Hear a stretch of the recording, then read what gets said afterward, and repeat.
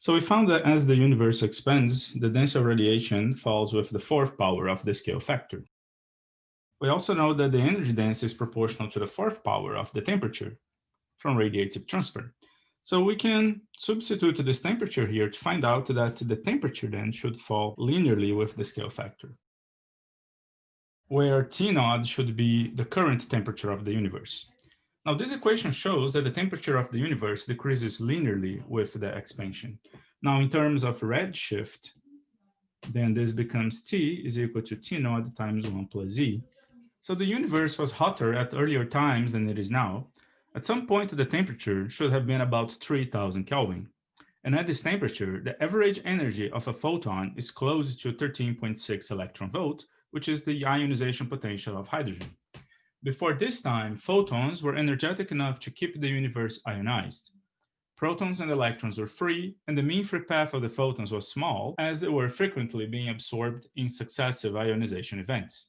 As the universe expanded and cooled below this temperature, electrons could finally bind with protons long term without photons ionizing them. We call this event recombination. Notice also that a consequence of recombination is that without ionization events, photons now were free to travel unencumbered. Radiation and matter decoupled, and the universe became transparent. Photons emitted at this time should still be around, traveling across space as the universe expands. We measure these photons as a cosmic microwave background radiation. So we're talking about this area here in the universe when the universe became transparent to photons. So we can measure the temperature of the universe now. As you know, the universe is a black body at temperature T naught at 2.7 Kelvin.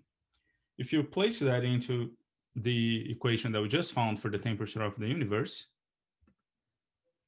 and you place here T naught equal to 2.7 Kelvin, and then so for redshift for a temperature of about 3000 Kelvin, then it means that the emission of the cosmic wave background radiation, called the CMBR, occurred at around redshift 1000. So the CMBR was released when the universe was 1,000th of its present size.